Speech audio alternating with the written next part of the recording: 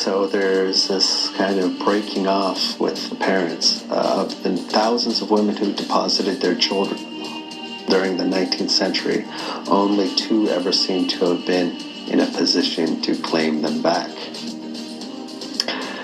So we're talking about just children with no connection to their parents. And this whole concept of women who were fallen women, I think this is actually a cover story to account for all these kids.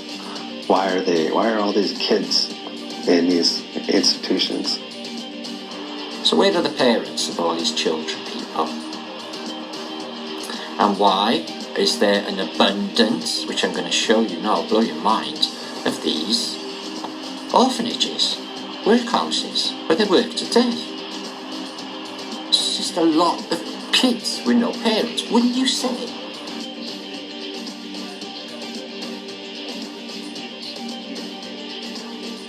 So, yeah, they all look like prisons, they're all muddied and inundated, and then, during the late Victorian era, just like the Pied Piper of Hamelin, he comes in, he takes all the children away, and they don't come back.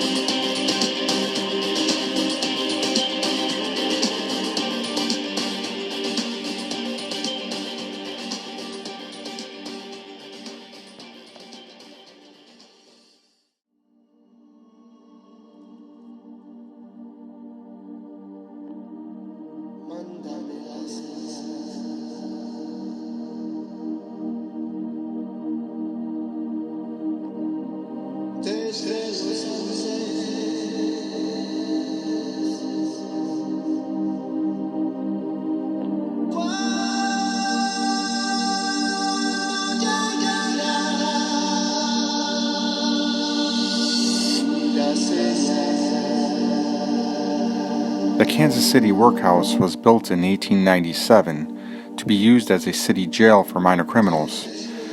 Beginning in 1907, the workhouse changed its mission and it was called a house of corrections and sought to help the wives and children of prisoners. It stated that the prisoners quarried all of the limestone used for the workhouse's construction. However, there are 3 serious problems with the workhouse timetable. The first problem has to do with the prisoners being able to quarry all of that limestone on site and allowing this structure to be completed within 1 year. The second has to do with the lack of any construction photos, although there's a high-quality image of the castle completed in 1900. And third, images of buried windows clearly show that this castle has undulated mud.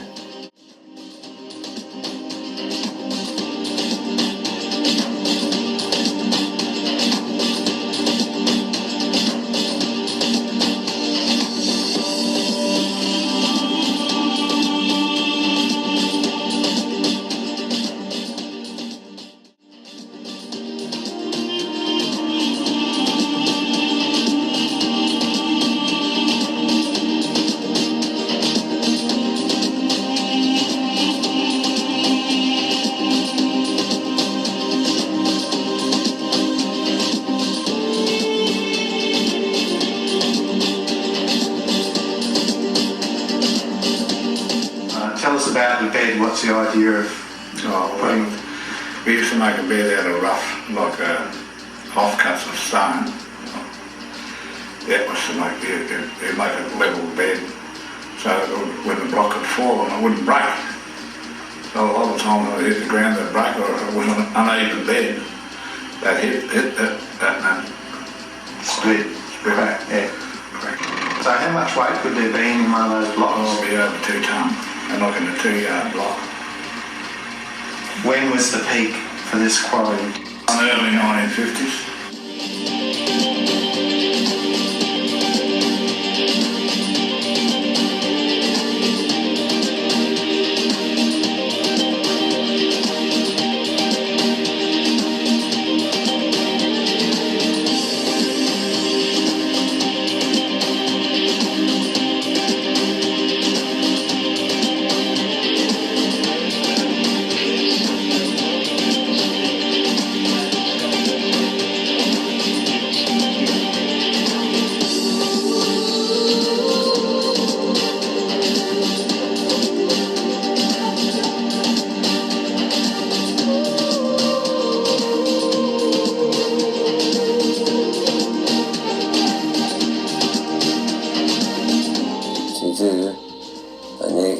On of all the bullshit, he gets credit for building and all the rest.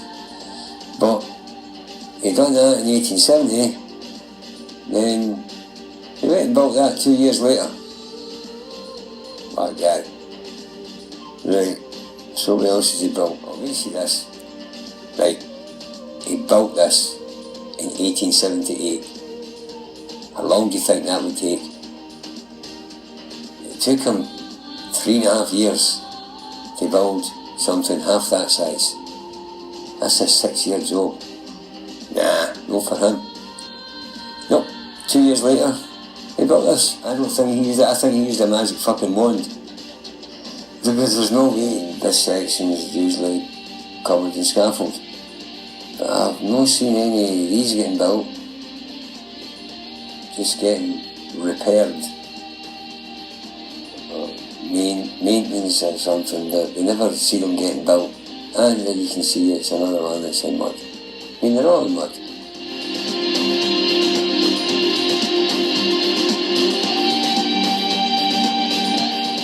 He built that as well. That only took him a year.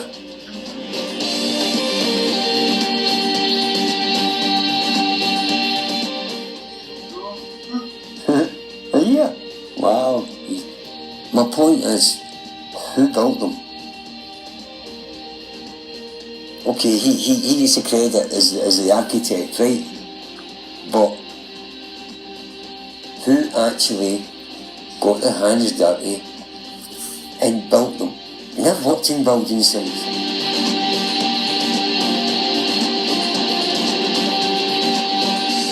who built it? Because 1885, that's 20 years after the American Uncivil War. There was trainloads of orphans getting put all over the country to replace the adults that were missing. So, did the orphans build that? Because the adults never. So, these guys get credit for stuff they never done. And it's all to cover up these mud structures, like this. This is all the extra stuff, and the dome, and change all the appearance, and yeah.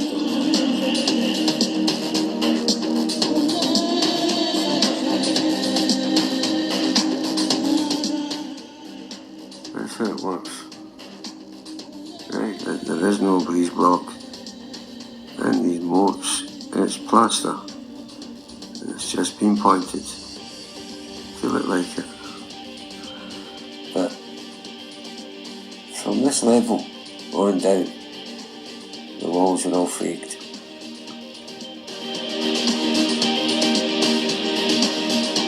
These are added. This is all fake. This is all fake. And this used to be a window. And this is the floor in the moat. And there's another floor below the moat.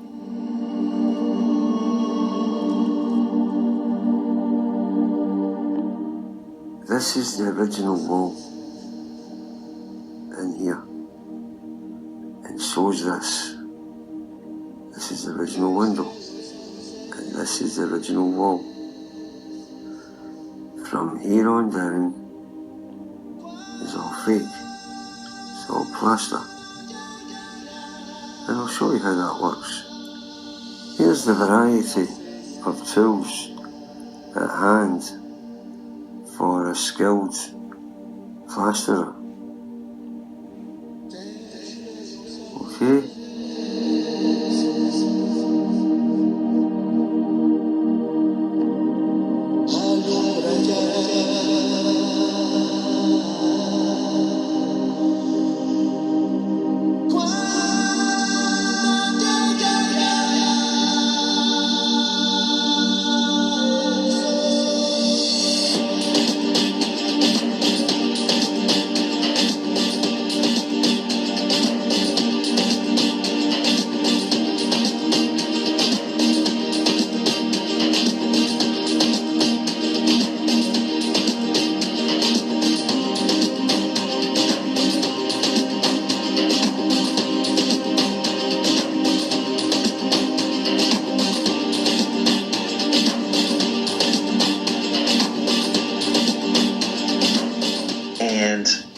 As it talked about this period of time with all these rich people building mansions, that's when I knew that something was up. Let's go on a journey here. Let's take a look at some of these mansions. What you're going to see, this is the entrance. The entrance is going to this floor. There's a floor below the entrance. So see this wrap around here? There's a window right behind here.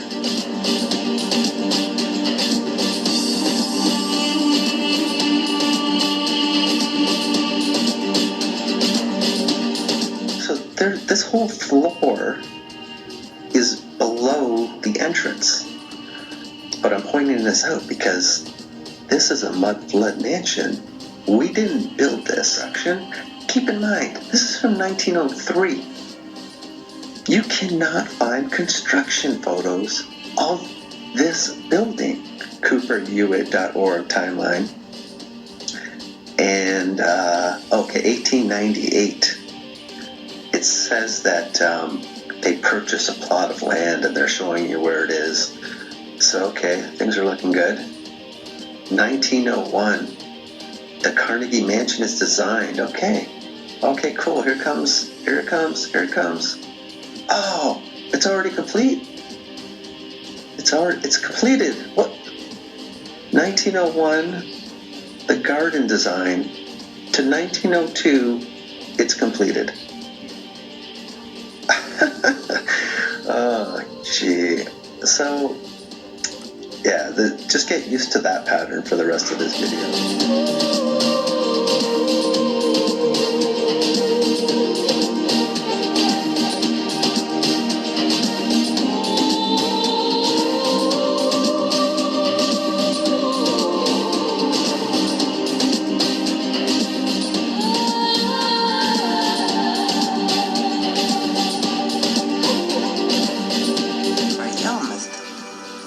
It was built 800 years ago by a rich merchant who used it as his home. And we know this because there is no paperwork, we have no name for the rich merchant, the building fails to appear on any map prior to 1800, but it was interlinked with the Rose, and we are told that the Rose are equally as old.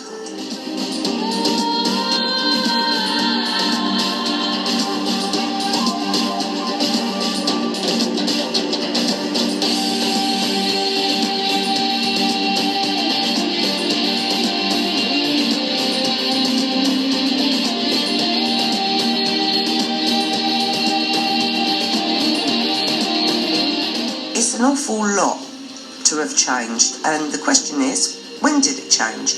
Because it seems to me that this more current building was deliberately made to look old with these windows.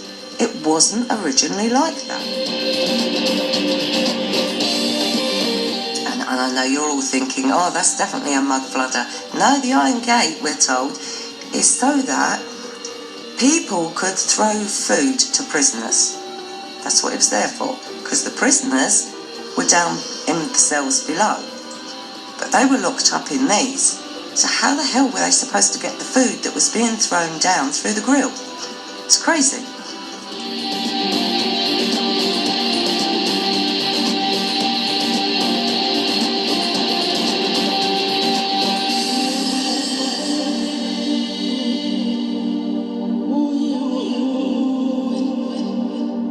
Anyway, you can see where the lintel used to be, and that shows it was indeed a square window. See, it was a square window.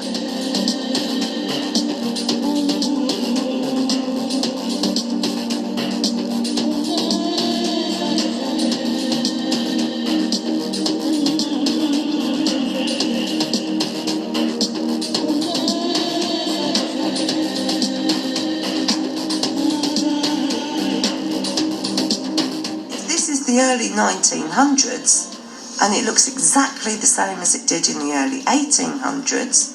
How did it get to look like this in between? It makes no sense. The story makes no sense. The dates don't add up. And then, of course, you got the bombing, and we don't even know when that was. And then it managed to look like this in the 60s when it was being rebuilt after the war. It's crazy. So we've got early 1800s, 1900s, and then early 1940s. How could you possibly work out what's original, what's not, what's been altered? I mean, did they actually build it like that for a laugh, just as a stage set?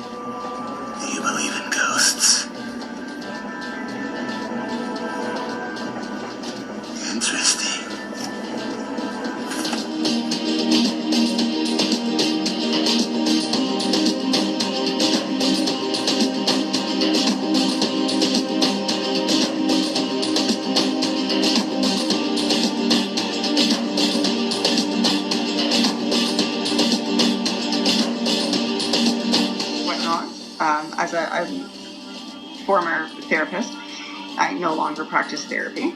It's part of the system. But anyway, what I know from this is that this is supposed to help you get into a hypnotic state. A mandala is exactly that. It helps you to regulate your focus and allow you to go into deep meditation, which is sort of a self-hypnotic state. I don't know what to say. You know, I'm not buying it. I hope you're going to give it a second thought, because I don't think that it's purchasable. I think it's a cheap trick, and I really hope that you guys consider that.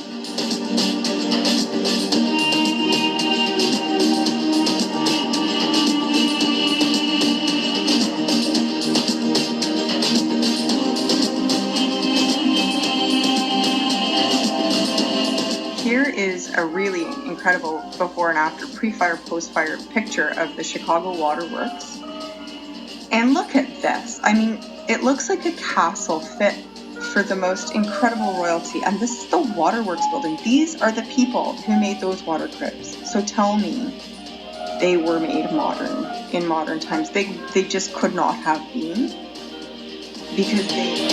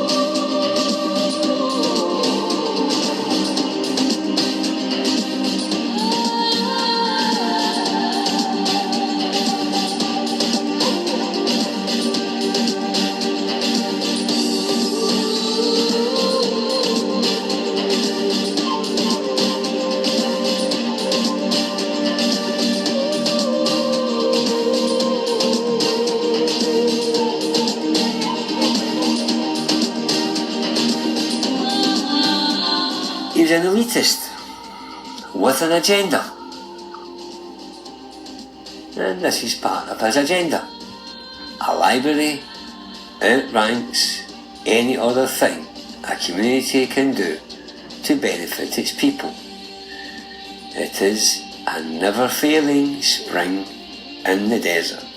Libraries are just that, repositories of lies put in place to maintain the narrative. And here we have some El Presidente from some banana republic with a handshake saying, "Thank you for the library, brother."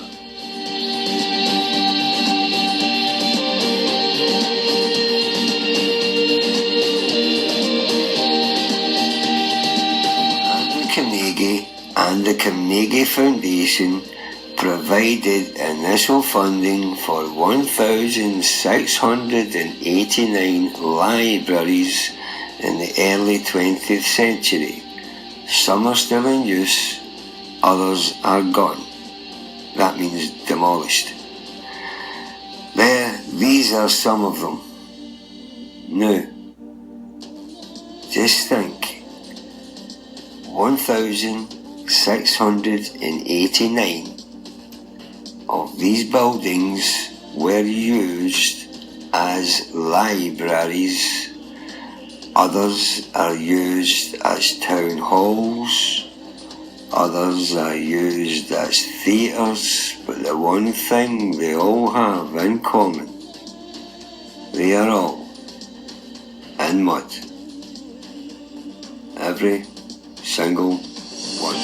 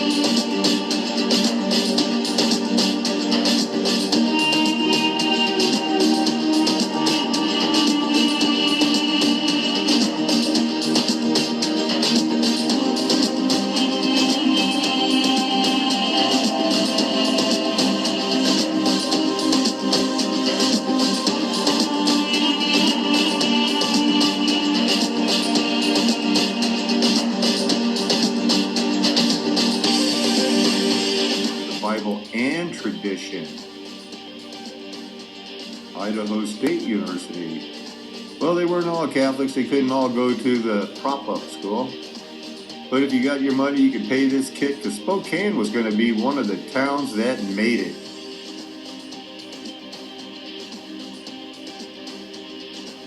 We saw a picture from the normal school early in Cheney, Washington.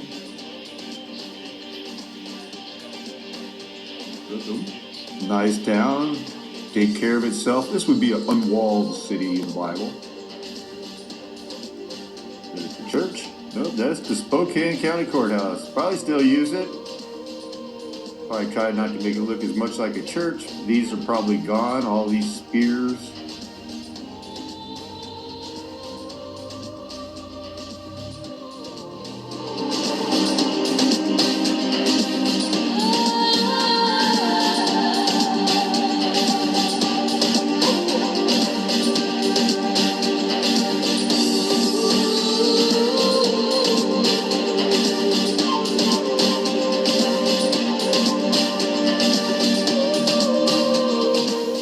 It was a Druid country.